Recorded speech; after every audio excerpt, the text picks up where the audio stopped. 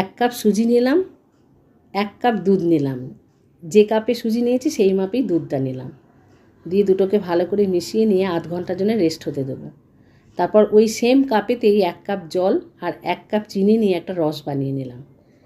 তারপর কড়াইতে ঘি গরম করে নিলাম। ঘিটা গরম হয়ে গেলে প্রথমে আমন্ড দিয়ে দিলাম, তারপরে একটু কাজু কুচিয়ে রেখেছিলাম সেটাকেও দিয়ে দিলাম, দিয়ে ভালো করে ভেজে নেব।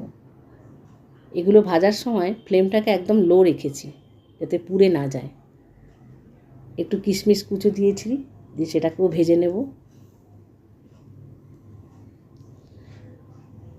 তারপর ওই ঘিয়ের মধ্যেই আরেকটু ঘি অ্যাড করে দুধে ভিজিয়ে রাখা সুজিটাকে দিয়ে দেব, দিয়ে ভালো করে ভাজতে থাকবো। 7-8 মিনিট লাগবে সুজিটা ভাজতে, একটু সময় লাগবে এই কাজটা করতে। কিন্তু তারপর সুজিটা যখন রান্না হয়ে যাবে খেতে এতটাই ভালো লাগবে যে আগে যেভাবে সুজির হালুয়া খেয়েছেন এরপরে যখন বানাবেন এইভাবেই আপনি বানিয়ে নেবেন।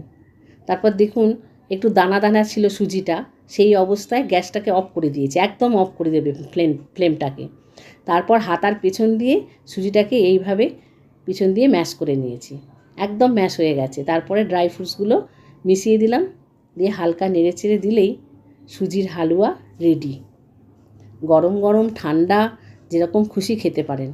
এর স্বাদটা এত ভালো হয় দুধ দিয়ে ভিজিয়ে রাখার কারণে, বানিয়ে খেলে তবেই বুঝতে পারবেন।